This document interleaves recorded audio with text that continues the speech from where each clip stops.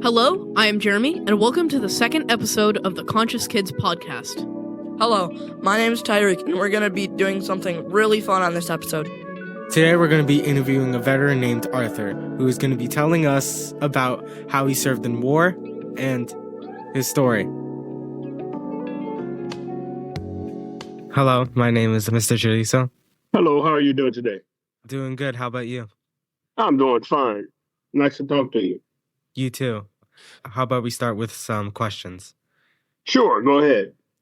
How did you decide you wanted to go into the military? The reason why I decided to go into the military, I had a few family members and my dad who was already in the military or had been in the military. So it was around me all my life. And so when I was in junior high school and in high school, I signed up for ROTC.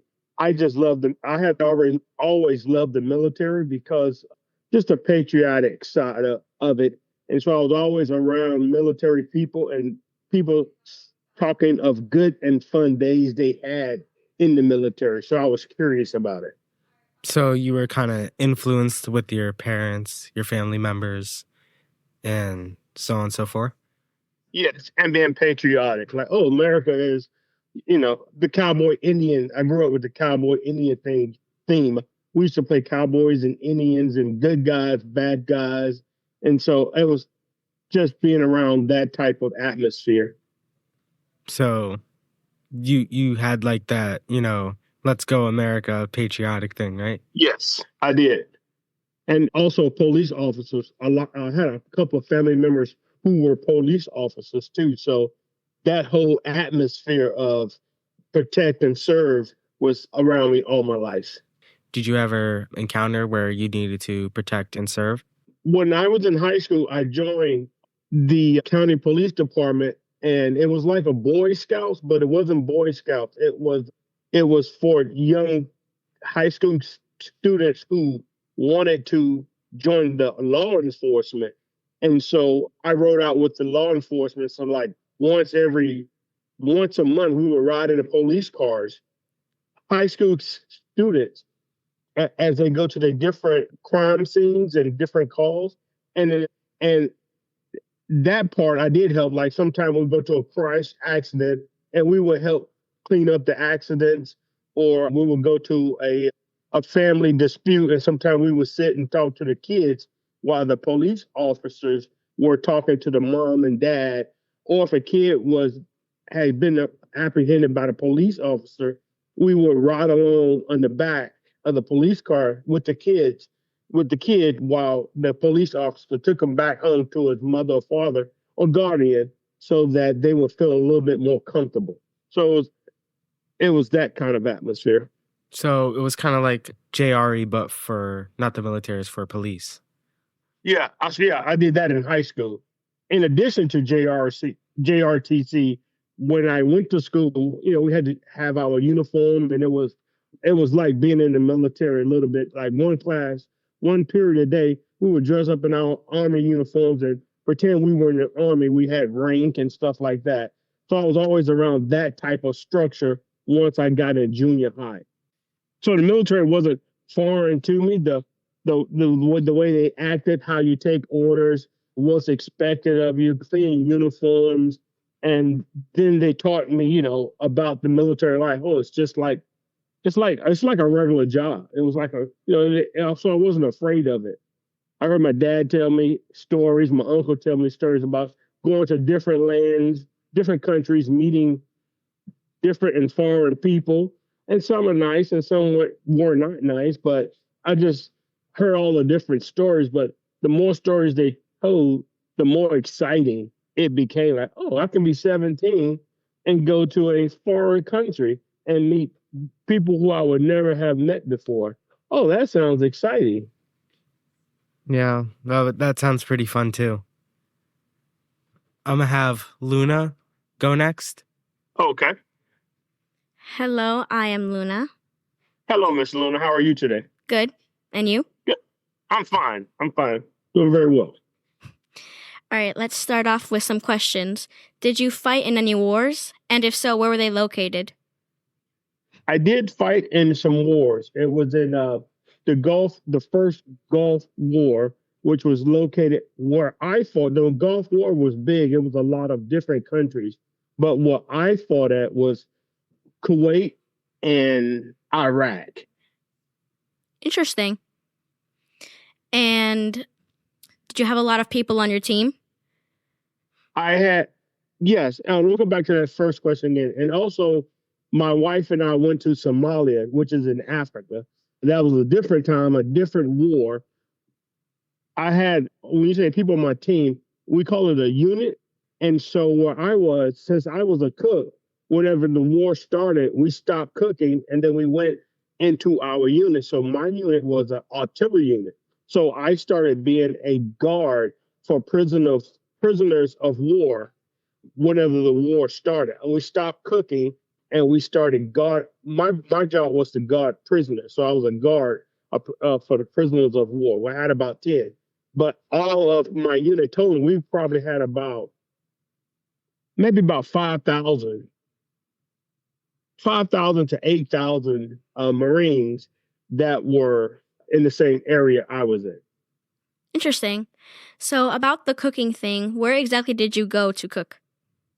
I went the first time it was Kuwait, and then in Iraq, and then in Somalia. So we cooked for 30,000 people 2 times a day, breakfast and dinner. Wow. Yeah, it was a lot of it was a lot of cooking.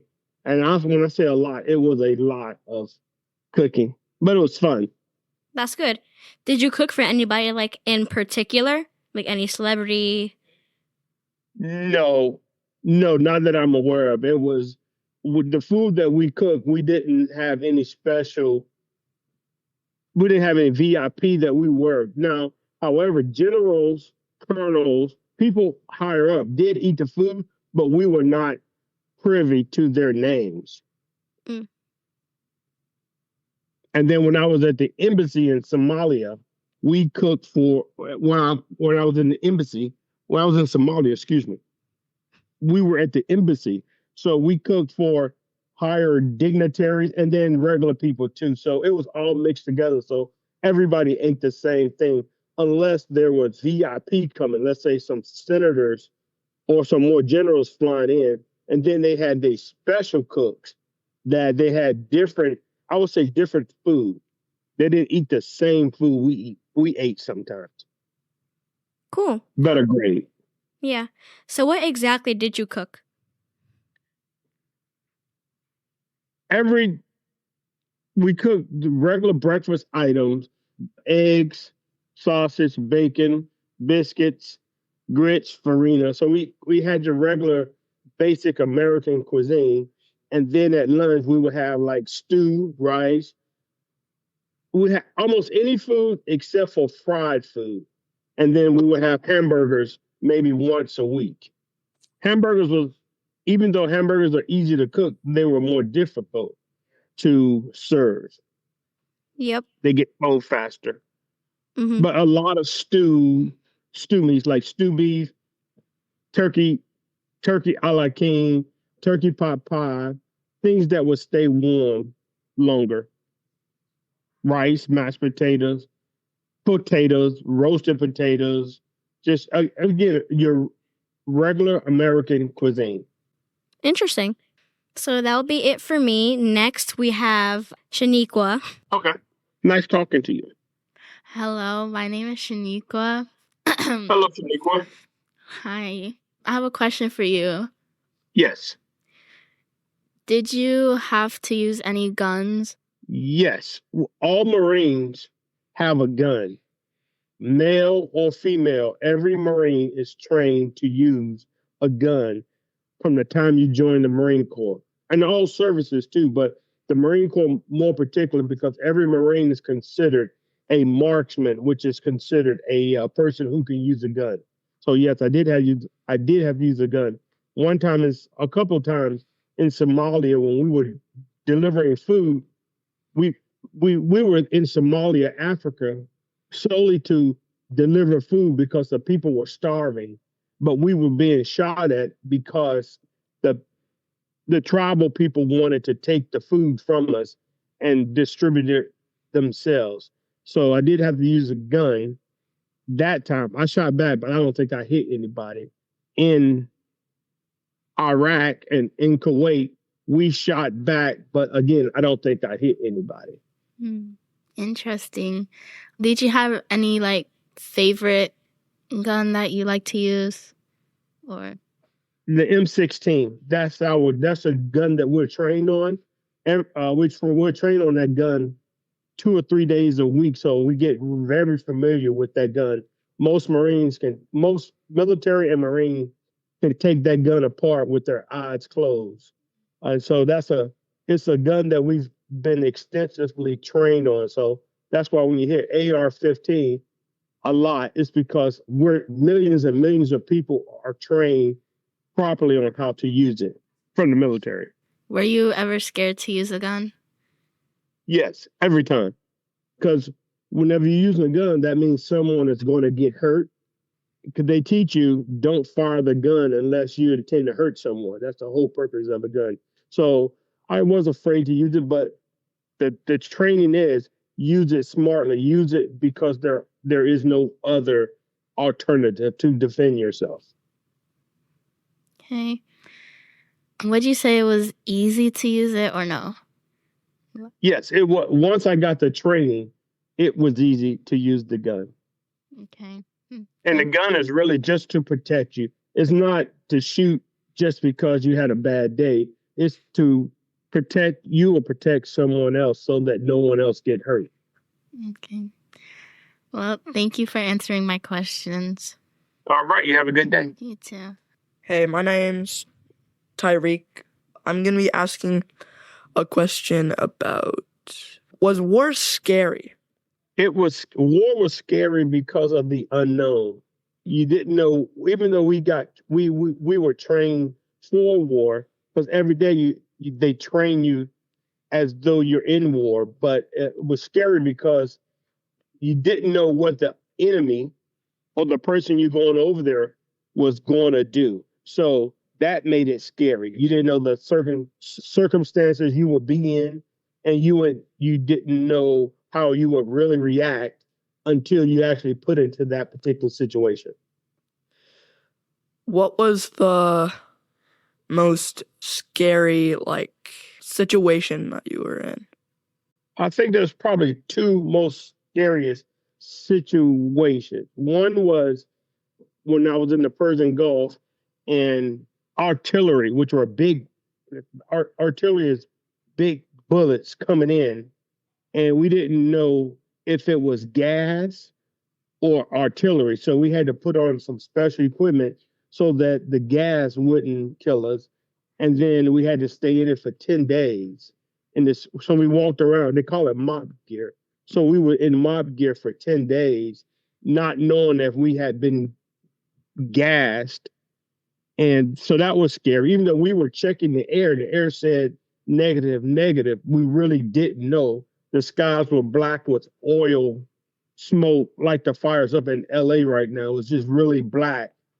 Morning, night, all throughout the day was just black with smoke. But the smoke wasn't from necessarily fire. It was from the oil field burning. So that was scary.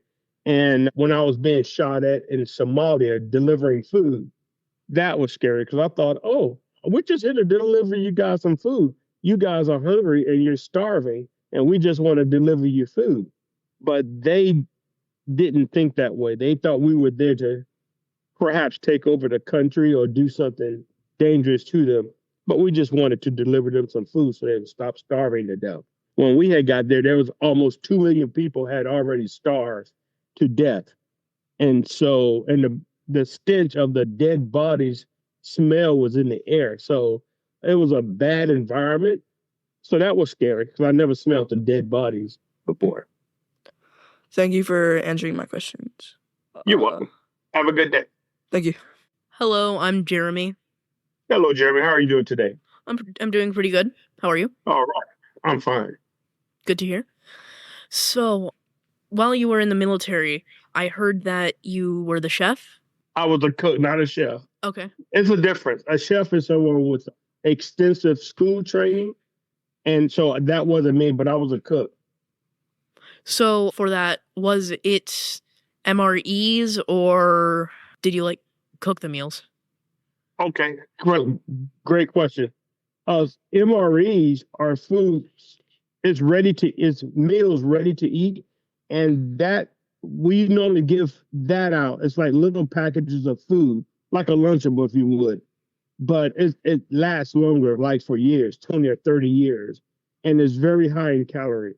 We normally give that out when we can't cook the food. So when you first get to a country and the equipment is not set up for us to eat, for us to cook you some food, we'll give you MREs until we're able to set up the stoves, ovens, get the food moving for you. And then if you go past a certain point, so you might go 50 miles away from where everyone else is eating.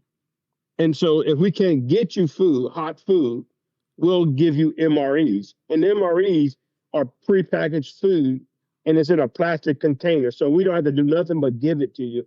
And again, it can last anywhere from 1 day to 20 years. It's like survival food, and it's easy to carry. It comes in breakfast type food like omelets, eggs, lasagna, beef stew, Kool-Aid candy, M&M. So it has a lot of nutrition. It has a lot of different types of food inside the pack. All right. Have you had an MRE before? No, I have not. Oh, okay. All right. I only ask because a lot of people don't know about the MREs. They're about 2,000 to 3,000 calories per serving. I know we have some at my house, but that's it. Are they tasty necessarily? You know, it's most people say no because it's real bland and salty, and it's really for you to survive. But there are some good MREs out there, again, like lasagna, beef stew, because you can heat them up. They'll give you a little heater where you can heat some of the food up.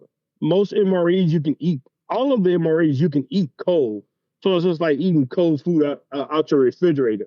But it tastes better whenever you heat it up. And some are tasty and some are not tasty. It just depends on your preference of food. What was your least favorite MRE that you'd ever had? My least favorite MRE that I ever had was probably an omelet. It didn't necessarily taste like eggs. It tastes like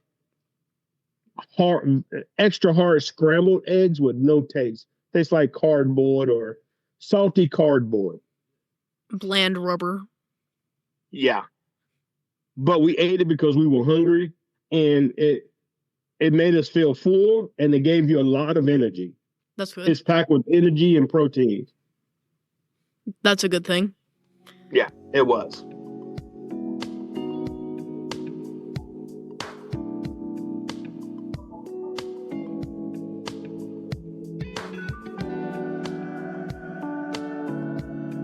Hello, I'm back again. All right, how are you doing? I'm doing great. All righty. So what was your role in the military, or where? Oh, wait, sorry, that wasn't the question. Did anyone try to attack your kitchen? No one ever attacked our kitchen area.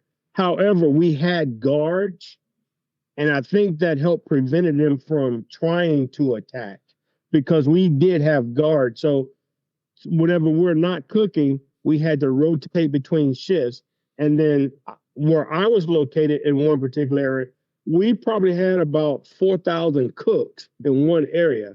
And so when you're not cooking, some people would be on guard. So we probably had about 30 or 40 guards at all times with weapons, different type of weapons. So I think that scared a lot of people away from trying to attack us. And we were hitting too, so they didn't know where we were at. And we would move periodically, like once every couple of weeks. We would move to a new and better and more secure location so no one would attack us. So Sophie told me you were in the desert. Right. I was the Persian Gulf technically is a desert, so it was a desert warlike atmosphere. So when you think about Kuwait and Iraq, there's nothing but sand dunes, sand mountains, and oil fields for miles and miles. But they do have cities.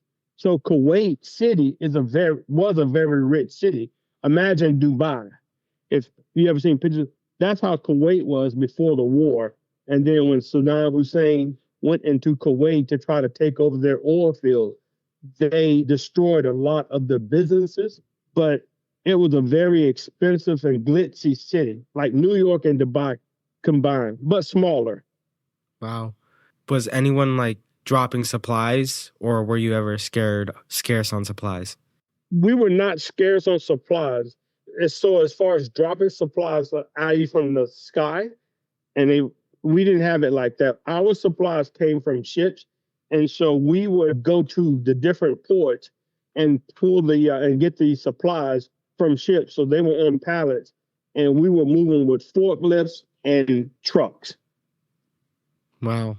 What do you think are the root causes of war, and how can they be prevented? I think the root causes of war is people not communicating properly before the war. One country wants one thing, one country wants another thing. So they stop communicating to each other, and they think war is faster or easier. But I think communicating is one of the problems of war. Like trying to make a negotiation or peace? Yes, try to have a good negotiation or a peace with someone. So if we can do that better, we will have less war. So it's really about the negotiation. Each side wants something or don't want anything, because sometimes you have one side wants to take over just because you may have oil or you may have food. And the other side was just living their life, wasn't bothering anybody. But a lot of times you see a lot of greed. So there's a lot of people in the world leaders, who see something they want, and if they can't talk you out of it or talk you into sharing it with them, even though it's not theirs, they still want it. And you have to be able to talk them out of wanting something that was never theirs, or talk them out of wanting something that they think will make their country better. So negotiations is very key. So do you still serve in the military? I do not serve in the military. I'm retired, which means I served 20 years. And so I'm retired. I retired 20 years ago, but I am a government contractor. So I still work for the military. So whatever the military wants me to do, build, buy for them, that's my role now. That's what I do. That's what my company does now. God bless you, and thank you for your service. Oh, yeah. I had a great time. I met my wife there. I had fun every day. Even the bad days were fun days. Because I learned something. Yeah. How does war impact the lives of civilians?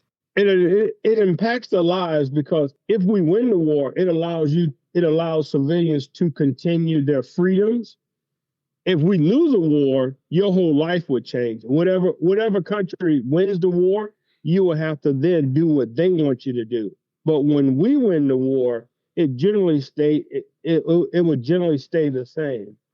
So it impacts you because all of the freedoms you have now, every country do not have those freedoms. So if Russia wins against the United States, you will be living like Russians lower than, because they would take stuff from you that you, like your PlayStations or your video game or your cars, that will go away because they would take all of your material stuff because they won the war, and you will have less than. Whatever you have now, you will have less than. So it impacts you because if we win the war or if we lose the war, whoever wins will take things from you. You will have less. So in Iraq, were you fighting people who were in Iraq? Were you trying to take over their country? We were not trying to take over their country in the broader sense. We were trying to take over their oil fields and look for hidden weapons that we were told they had nuclear weapons. And so we were looking for that. But we did take over their oil fields and we did take over their country. And then we wanted their country to act like United States, which they did not after 30 years. They are not like but it took 30 years and almost 20,000, well, almost 1 million people to die to realize that they are not going to be the United States. We thought we could make them another United States, but we did not do that. And trillions of dollars wasted. So it impacts you that way too, because you're paying for the debt. You're paying that money that we wasted. You have to pay that in your taxes. We still have some troops over in Iraq. Really? In Iraq. Yeah. Yeah. Every place we've ever been in war, all the way back to World War II, we still have troops in those countries. So all the troops that are in Japan, that's from World War II. All the troops that are in Korea, that's from the Korean War. All the troops that from the Vietnam War, we still have troops in Southeast Asia. From the Persian Gulf Wars, like there were 3 of them, we still have troops in the Persian Gulf in Iraq. We just pulled some out of Afghanistan maybe 3 years ago. We have troops all around the world. We have troops in about 800 locations around the world. Wow. Yeah, but every place we go, we always have troops left years later. Thank you, Arthur, for spending your time with us and telling us more about the military. And I appreciate it, and thank you for your service. All right, I had a good time. Thank you. Thank you. Have a nice day. Same to you. Have a great day. Thank you guys for listening to this podcast that we have prepared. Please like and subscribe if you enjoyed. Mr. Chorizo out! Later, nerds.